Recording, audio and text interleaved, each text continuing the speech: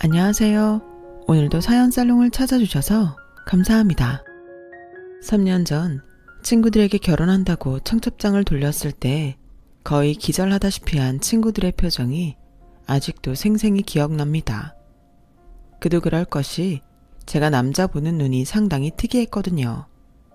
얼굴, 키, 스펙, 집안 재산을 보는 게 아니라 뭔가 저만의 독특한 기준, 한마디로 첫인상과 느낌이 좋아야 하는데 아무리 많은 남자를 만나도 제 기준에 딱 맞는 남자를 찾을 수가 없었어요.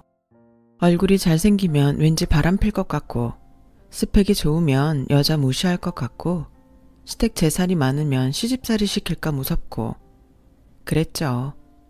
친구들이 소개팅을 시켜줄 때마다 상대방 남자를 밀어내는 이유도 정말 가지가지라. 친구들도 나중엔 너는 혼자 살 팔자라며 더 이상 소개팅도 시켜주지 않더군요. 모르는 사람한텐 혹시 여자 좋아하냐는 질문까지 들어보았답니다. 그 때문에 저도 이성에 대해 한동안 깊이 고민했던 적까지 있었죠. 하지만 그런 쪽은 아니었어요. 영화나 드라마 속 멋진 남자 캐릭터들을 보면 심장이 터져버릴 듯 너무 설레었으니까요. 그렇게 제대로 된 연애도 못 해보고 시간이 흘러 앞자리가 2에서 3으로 바뀌자 이대로 영영 노처녀로 썩는 건 아닌가 불안해서 간만에 들어온 소개팅 제안을 단번에 수락했어요. 이번엔 편견 가지지 말고 남자한테 마음 좀 열어보자.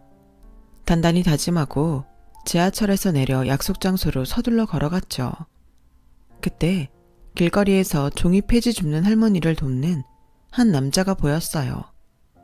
키도 크지 않고 제가 싫어하는 안경도 쓰고 있었는데 할머니한테 싹싹하게 말을 건네며 자존심 상하지 않게 도와드리는 모습이 계속 끌리더라고요.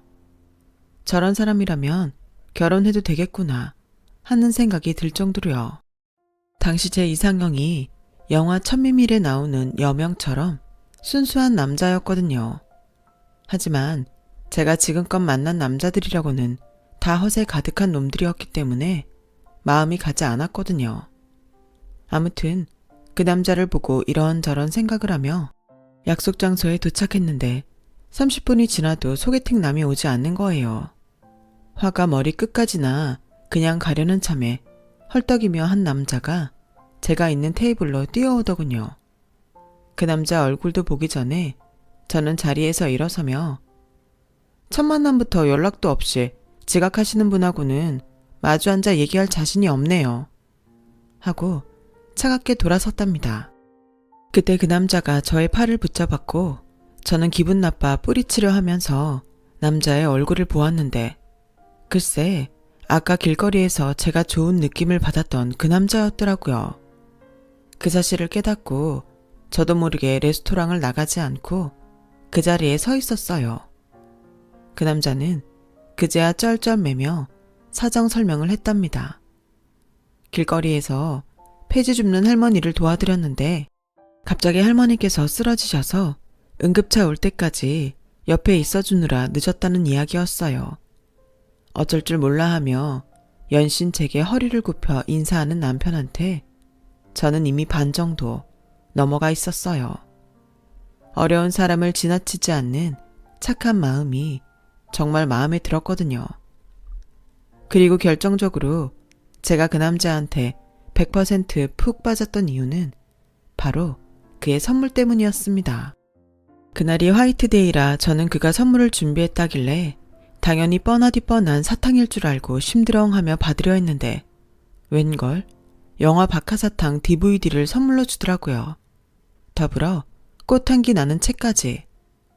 저 역시 영화 드라마 덕후였기에 그의 센스 있는 선물이 마음에 들었고 그렇게 저희는 1년 연애 끝에 결혼까지 하게 되었어요.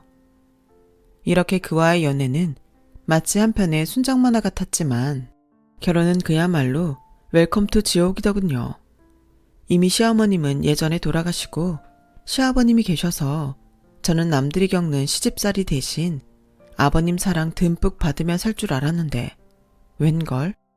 사랑이 아닌 집착을 받기 시작했답니다. 마치 남편이 아닌 시아버님과 결혼했다고 착각할 만큼요.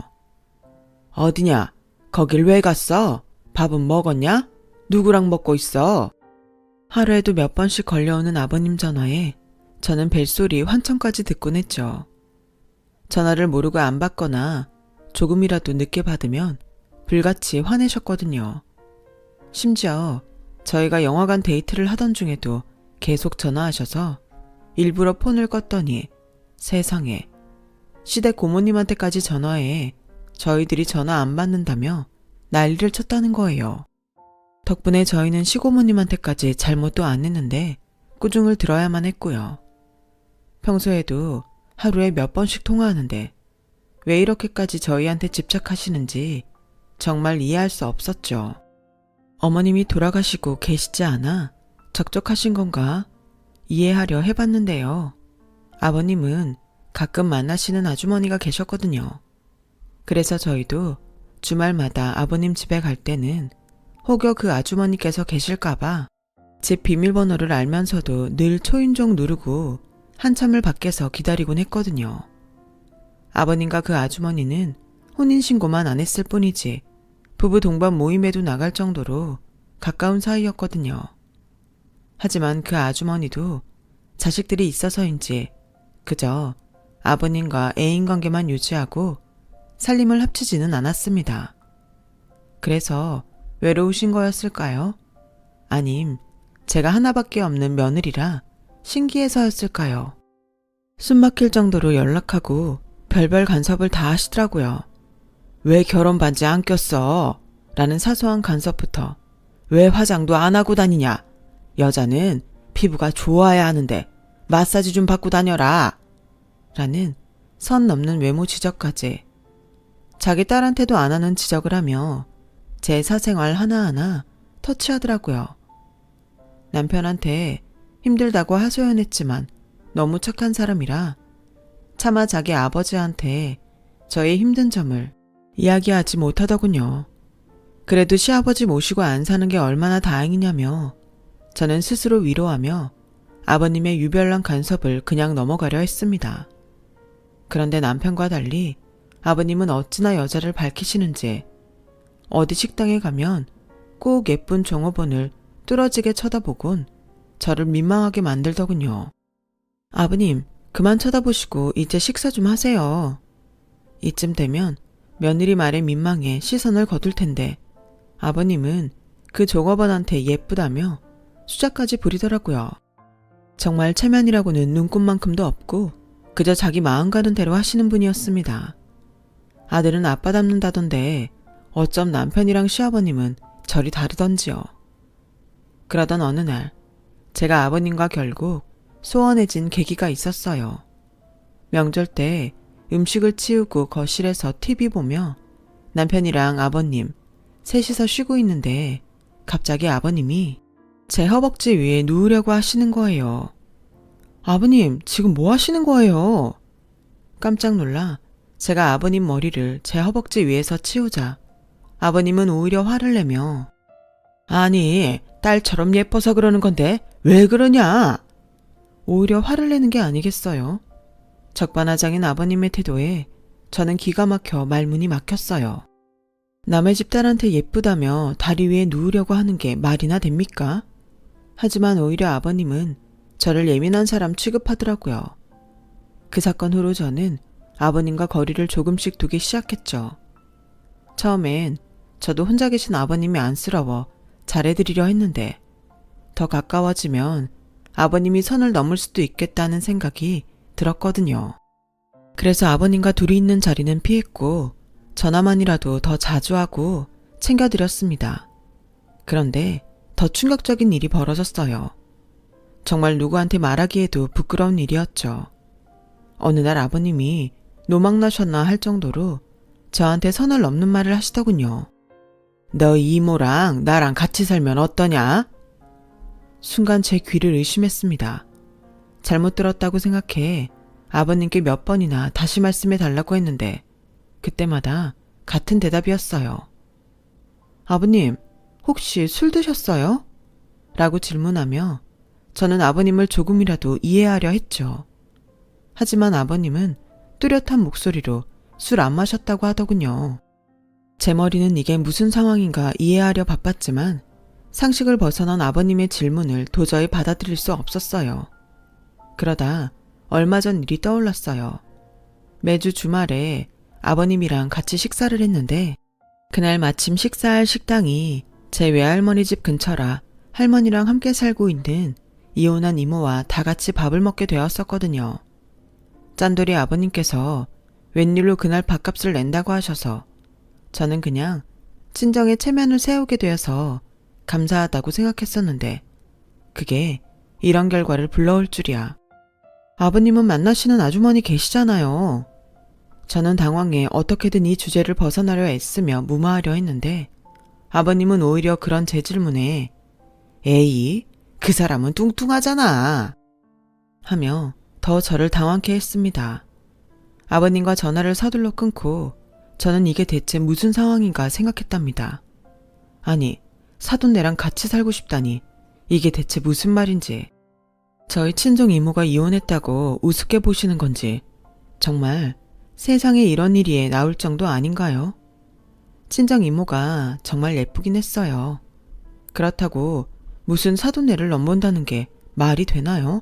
애인도 있는데? 그 후로도 아버님은 계속해서 이모님 잘 계시냐며 집요하게 안부를 물어봤고 저는 집안망신이라 이 일을 남편한테만 말하고 꽁꽁 숨기며 가슴앓이 했답니다. 그러던 어느 날 시이모님 딸이 결혼해 오랜만에 시어머님 쪽 친척분들을 만나게 되었어요. 결혼식 이후로 처음 뵙는 거라 좋은 모습 보이려 애썼는데 갑자기 막내 시이모님께서 저를 조용히 부르시더군요. 결혼 생활 어떠니? 아버님이 잘해주시니? 속에선 지금껏 겪었던 일을 다 말씀드리고 싶었지만 친척들 눈도 있고 해서 그냥 고개만 끄덕였어요. 하지만 시이모님은 그런 저를 의심의 눈초리로 쳐다보시더니 제 번호를 묻고는 언제 시간 내서 통화하자며 가시더군요. 그리고 바로 다음 날 시이모님께 전화가 왔어요. 그러곤 제게 솔직히 다 털어놓으라며 아버님에 대해 꼬치꼬치 캐묻더라고요. 그래서 저는 그동안의 일을 하소연하듯 털어놓았습니다. 근데 의외로 시이모님은 전혀 놀라시지 않더군요. 오히려 예상하고 있었다는 듯 담담하게 듣고 계셨어요. 그럴 줄 알았다, 그 양반. 노인네가 부끄러운 줄 알아야지. 아직도 여자나 밝히고 말이야. 하시면서 충격적인 이야기를 들려주셨어요. 지금 아버님이 만나시는 아주머니는 돌아가신 어머님의 간병인이었다는 거예요. 우리 언니는 아파서 다 죽어가는데 그동안 간병인이랑 바람이 난 거지. 그래서 우리는 네 시아버지를 쓰레기로 취급한다.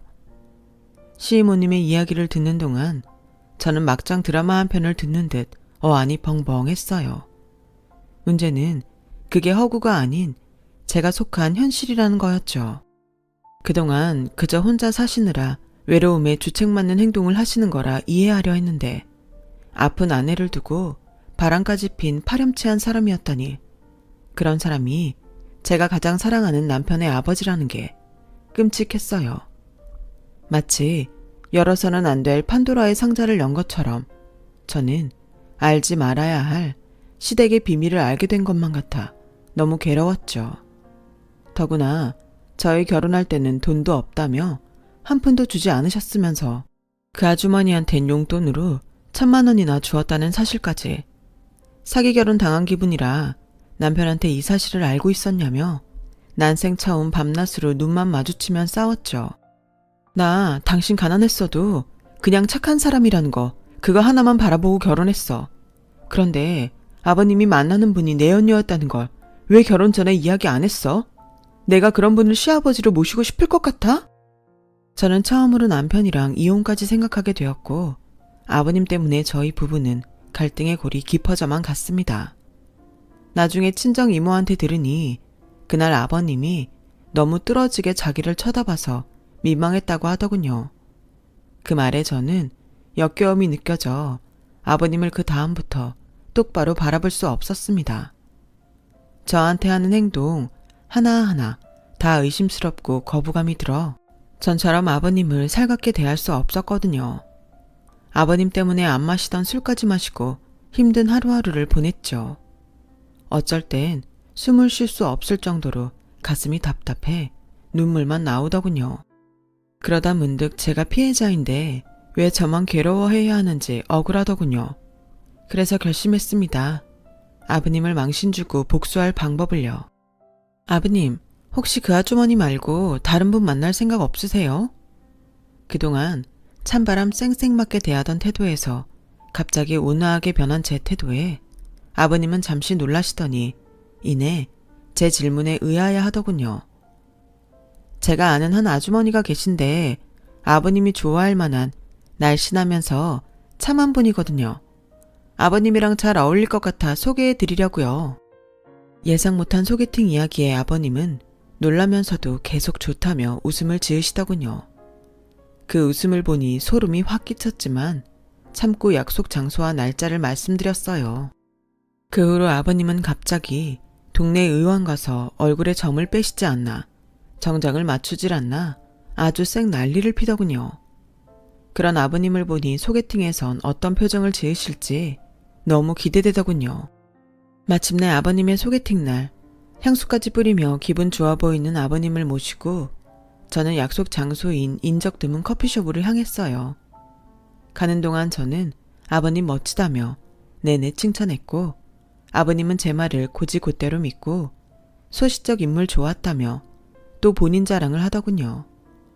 차 안에서 계속 아버님의 애인한테 전화가 오는데도 아버님은 예상대로 안 받으시더라고요. 이제 자신의 이상형을 만나러 가는데 뚱뚱한 애인이 눈에 들어오겠어요? 아무튼 저와 아버님은 커피숍에 먼저 가서 아버님의 맞선녀를 기다렸어요. 오시는 거 맞지? 계속 저한테 질문하며 초조하게 시계를 쳐다보던 아버님 앞에 딱 달라붙은 원피스 차림의 여자가 나타났습니다. 선글라스와 모자를 쓴 채로요. 아버님은 맨날 거구의 애인만 보다 눈앞에 모델처럼 날씬한 여자를 만나 너무 좋은지 입을 다물지 못하더군요. 음료 주문할 차례가 되니 맨날 믹스커피만 마시던 분이 생전 안 드시는 아메리카노를 주문까지 하고 속으로 참 애쓴다 애써 하며 혀를 끌끌 찼습니다. 혼자 되신 지 오래되셨다면서요. 그동안 얼마나 외로우셨습니까? 저도 부인 그렇게 허망하게 가고 아들까지 장가 보내니 세상 외로웠습니다.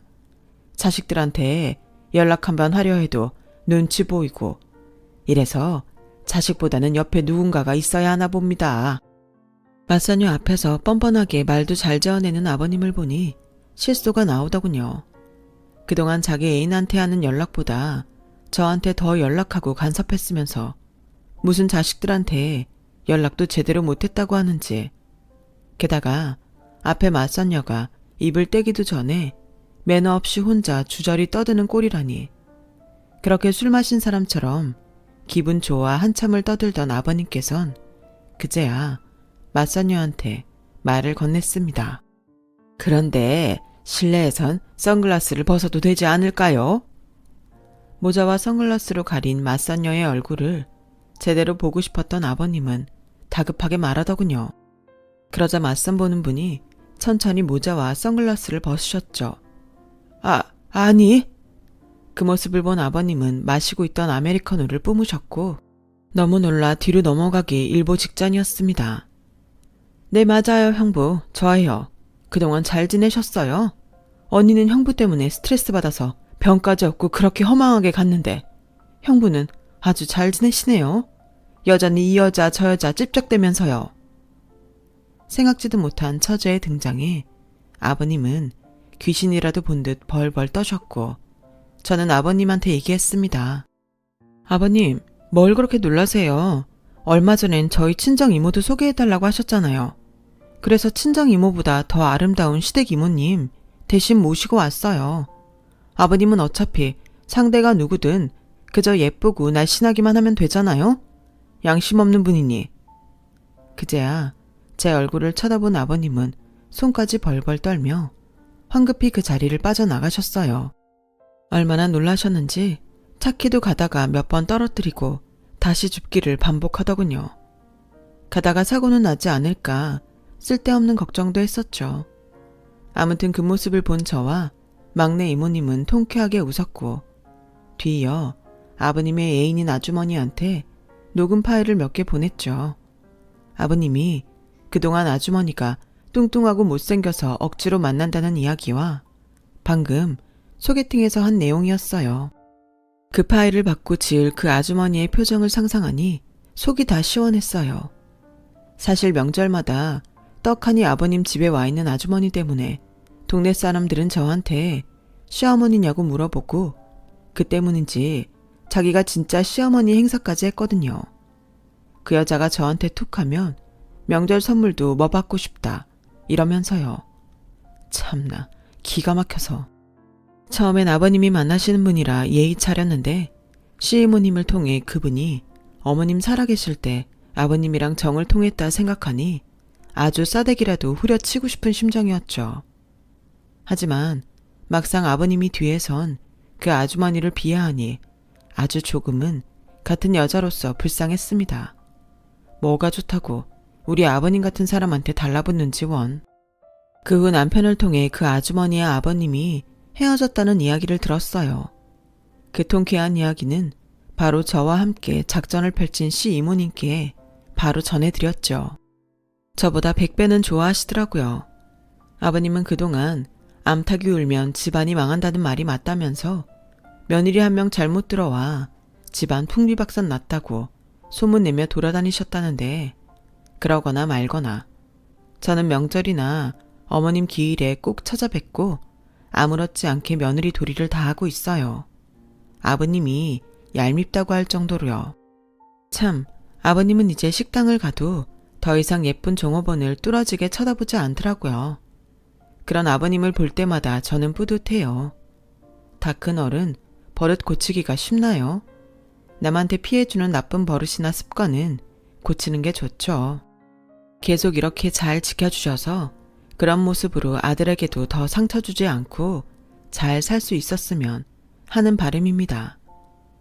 좀 털어놓고 나니 마음이 더 가벼워지는 것 같습니다. 제 이야기 들어주신 분들 감사드리고요. 항상 건강하시고 꽃길만 걸으세요. 여러분, 사연 댓글에 응원과 현명한 조언 부탁드려요. 좋아요와 구독은 저에게 큰 힘이 됩니다. 오늘도 좋은 일 가득하세요.